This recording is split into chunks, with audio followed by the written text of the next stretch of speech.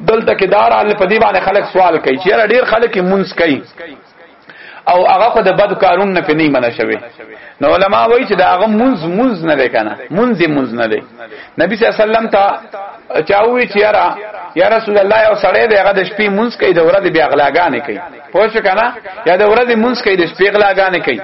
نو هغه ورته وې ذره چې د مونږ به د غلاګانو نه منکي د مونږ به د غلاګانو نه منکي خو کوم زمونږ غونته مونږي نو دا مونږ خو د غلاګانو نه من کول سکے چې پاغه مونږ کې د مونږ خپل دغه منکر نه منشوي پاغه مونږ کې خپل خیالات دي توي پوه شو کنه چاته پکې منسوبه جوړو چاته پکې دغه راخلې وي نو چې داسې مونږ نو دا مونږ خو بیا تا د فحشا او د منکر نه منې کوي ما تاسو ته ویلو مونږ چې کوم در یو مونږ دی چې پاغه باندې عذاب ملاويږي یو مونږ دی چې پاغه بر سره حساب کیږي یو مونږ دی چې پاغه بر ثواب ملاويږي یو مونږ دی چې پاغه باندې سکیږي پاغه باندې برتانه ګناهونه معاف کیږي ګوره دا یو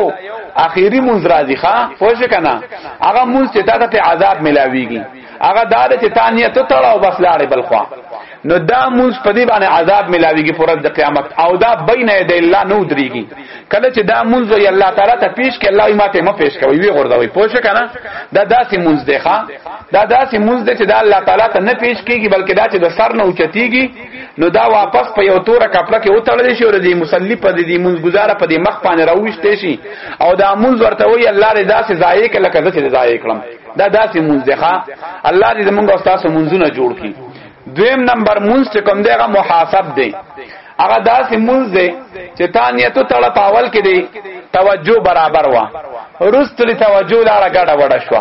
څو وخت پورې توجه برابر او په دې باندې به حساب کیږي په دې موږ باندې څه کیږي محاسب د داموز په دې موږ بتا سره حساب کیږي او حساب چې چا سره او حدیث مبارک راځي من حسب فقد هلك چا سره چې حساب شونه دی هلاک شونه دا منظم غره دا پای دغه نه خدای سره په حساب پکېږي مطلب دا د باندې چې کم نعمتونه شوي دي هغه د منځ بتللی شي نو منځ کله دغه درجه ته بیا رسیږي د منځو نو بیا د هلاک شو بیا د تباہ دی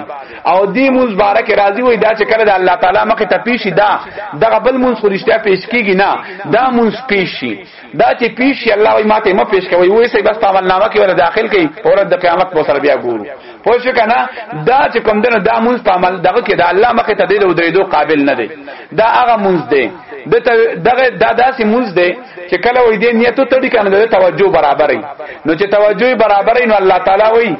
زما او د بنده ترمن د پردي اوچته کوي پوه شئ چې دې سغواړي او دې مطلب زما سره برای راست پرابطه دی و چې کله د توجه څنګه واوړي الله وی پردي راغورځوي نو بیا پردي راغورځي بیا د الله ترمن د پرده شيخه درې مونږ چې کوم دنه هغه مصاب ثواب په ملاويږي هغه مونږ دی چې د دو او د شیطان جګړه ده ښا د دو او دغه شیطان جګړه ده شیطان چې کوم دی نو هغه څه نه دي ترشته مونږ د مجاهدی وې لکېږي د دو او د شیطان جګړه ده شیطان چې کوم دنه هغه دی راکاږي په بل خوا سوچ بوزي دی بیا راځي او خپل سوچ راړي بیا د شیطان بل خوا سوچ بوزي او بیا د سوچ راړي او دی بیا مونږ طرف ته سوچ راولي نو دې دغه ویل کېږي دا مونږ دغه دې ته مونږ د جهاد ویل کېږي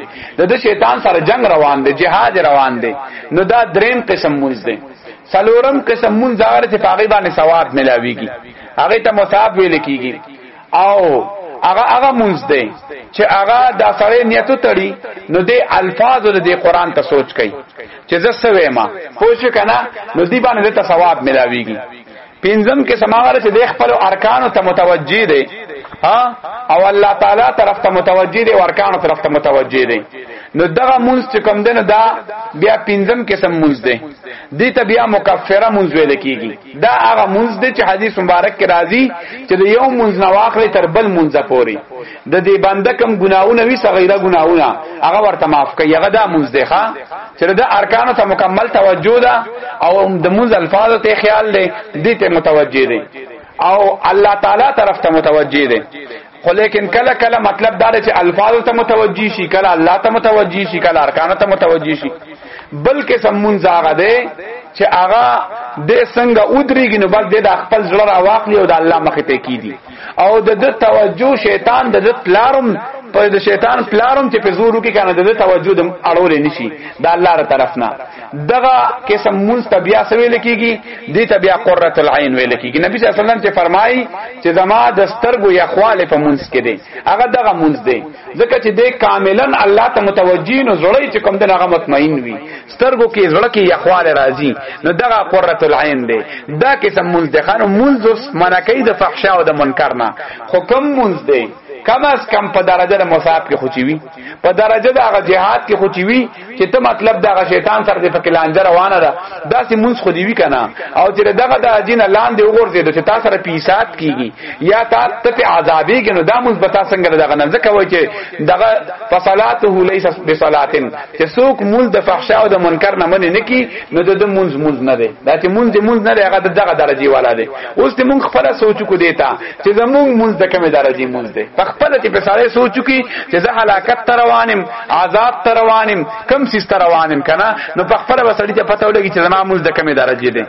او بل دغه کې راځي چې ان الصلاه ک نور د مونږ خو ار مونږ چې وی دا سنه د فحشا او د منکر نه منع کوي خو ک نور نوی دومره ته منع وکي چې د مونږ ته ولاړی په هغه ټیم کې خدا دینه منع شي کنه